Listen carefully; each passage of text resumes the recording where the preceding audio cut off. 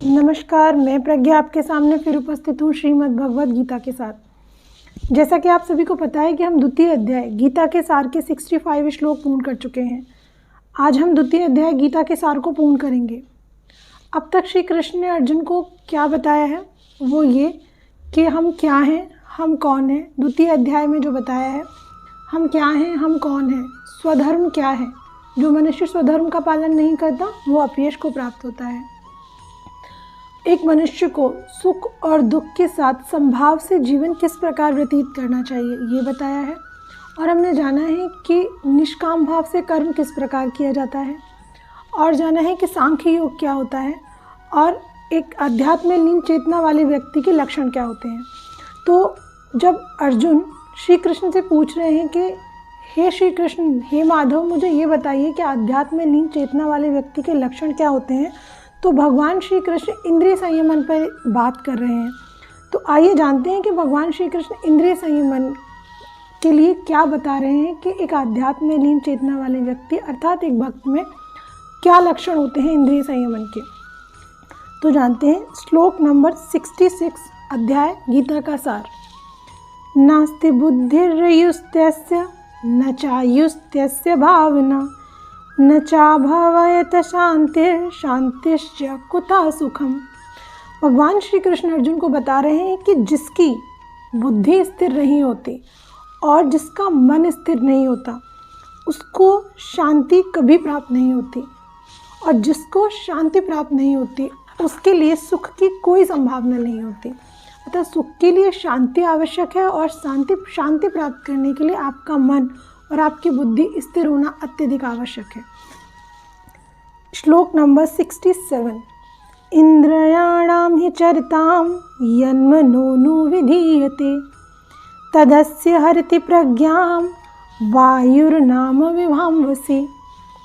जिस प्रकार, हे अर्जुन, जिस प्रकार पानी में तैरती नाव को प्रचंड वायु दूर बहा ले जाती है, उसी प्रकार विचरणशील इंद्रियों में से कोई एक जिस पर आपका मन निरंतर लगा रहता है मनुष्य की बुद्धि को हर लेता है। जिस प्रकार तेज चलती वायु नाव को उस तरफ बहा ले जाती है जिस तरफ उसका वेग होता है, उसी प्रकार हमारी इंद्रियों में से किसी एक तरफ जहाँ हमारा मन लगा होता है हमारी बुद्धि हर लेता है।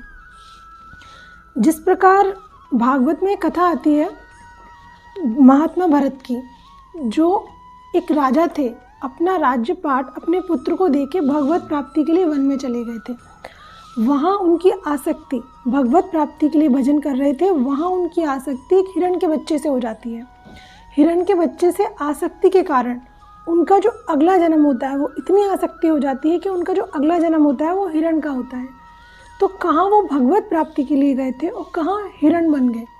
तो ये परिणाम होता है हमारी आसक्ति का। हमारी आसक्ति जिस तरफ होती है वो हमारी बुद्धि को हर लेता है, हम स्थिर नहीं रह पाते जीवन में, उस तरफ हमारा पूर्ण ध्यान चला जाता है। श्लोक नंबर 68।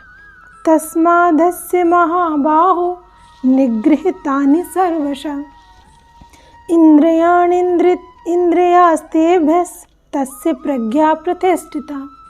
हे अर्जुन, जिस पुरुष की इंद्रियां अपने अपने विषयों से सब प्रकार से विरत होकर उसके वश में है, उसी की बुद्धि निसंदेह स्थिर होती है। किसकी बुद्धि स्थिर होती है? जिसका अपने ऊपर कंट्रोल है। जीवन में हमें पता होता है कि क्या सही है और क्या गलत, बस हमारा अपने ऊपर कंट्रोल नहीं होता। पता सबको होता है कि हमें क्या भोजन करना है, कितना भोजन करना है, कितनी निंद्रा लेनी है, क्या बोलना है, कितना बोलना है, क्या सुनना है, कितना सुनना है, जीवन में क्या देखना है और कितना देखना है। इन सब पर जिस व्यक्ति का कंट्रोल होगा अर्थात जिसके आसपास अनुशासन होगा उसकी बुद्धि निसंदेह स्थिर होगी। श्लोक नंबर 69।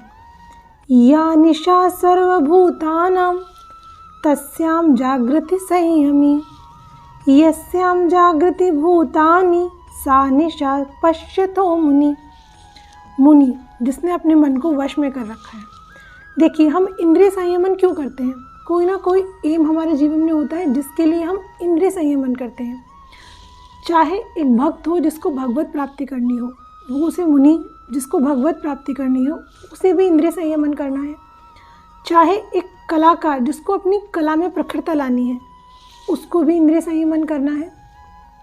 एक विद्यार्थी जिसको विद्या अर्जित करनी है उसको भी इंद्रिय संयमन करना है।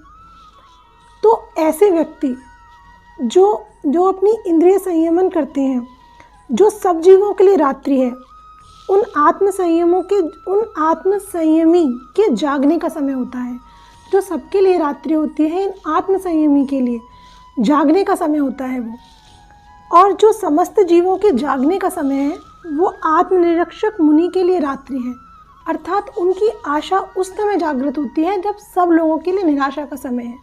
जब सब लोगों के लिए रात्रि है तब उनके लिए वो जागने का समय होता है। चाहे वो भगवत प्राप्ति में लगे हुए भक्त हो, या विद्या अर्जित करने वाला विद्यार्थी हो, या किसी भी कला को निखारने वाला कोई भी व्यक्ति हो, कोई भी कलाकार हो, ये मैटर ऑफ कंसंट्रेशन होता है। तो ये सही समय क्या है इसका? जब सभी लोगों के लिए रात्रि का समय है, जब इस सभी लोगों के लिए निराशा है तो उन लोगों के लिए वो आशा का समय होता है। श्लोक नंबर 70। आपूर्यमाणमचलं प्रतिष्ठं समुद्रमाप प्रविशन्ति यद्यत् तदत्माकं यं प्रविशन्ति सर्वे स शान्तिमाप्नोति न कामी। जो पुरुष समुद्र में निरंतर प्रवेश करती रहने वाली नदियों के समान इच्छाओं के निरंतर प्रवाह से विचलित नहीं होता। जिस प्रकार समुद्र में नदियाँ प्रवाह करती हैं, तो उसी प्रकार एक मनुष्य के अंदर इच्छाएं आती हैं। जो उन इच्छाओं से विचलित नहीं होता वही शांति को प्राप्त करता है। और जो ऐसी इच्छाओं को तुष्ट करने की चेष्टा करता रहता है वो शांति को प्राप्त नहीं होता, अर्थात वो अपने लक्ष्य को प्राप्त नहीं करता। जो इच्छाओं में भटकता रहता है, आपके जीवन में कभी कोई एम रहा हो और आप अगर उससे भटके हो तो उसका कारण क्या होता है? इच्छाएं। हमारा फोकस उस चीज़ से हटना। तो जो हमारे अंदर इच्छाएं उत्पन्न होती हैं उस फोकस को हटाने के लिए वो हमें अपने एम से दूर करती हैं। और जो व्यक्ति उन इच्छाओं को पूर्ण करने के लिए नहीं लगा रहता वो अपने जीवन में लक्ष्य प्राप्त करता है। चाहे वो आध्यात्म के क्षेत्र में हो, चाहे वो विद्या के क्षेत्र में हो, चाहे वो कला के क्षेत्र में हो, अपने जीवन में वही लक्ष्य प्राप्त करते हैं जो निरंतर आने वाली इच्छाओं से विचलित नहीं होते। श्लोक नंबर 71।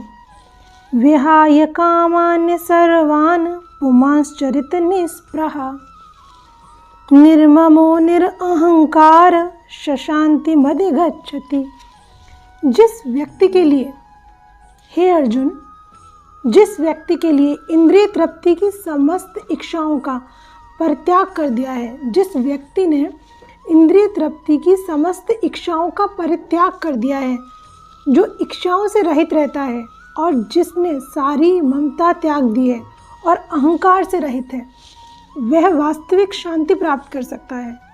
कौन शांति प्राप्त कर सकता है? जिसने सभी इच्छाओं का परित्याग कर दिया है, जो टोटली फोकस्ड है अपने एम पर, और जिसने ममता त्याग दी है और अहंकार से रहित है, जिसके अंदर घमंड नहीं है जीवन में, और जिसे अत्यधिक अटैचमेंट नहीं है किसी चीज़ से, और जिसने अपनी इच्छाओं का परित्याग कर दिया है।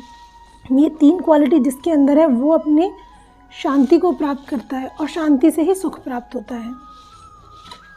एषां ब्राह्मे स्थित पार्थ नैना प्राप्य विमुर्हति स्थित्वा स्यामंत काले ब्रह्म निर्वाण मृच्छति।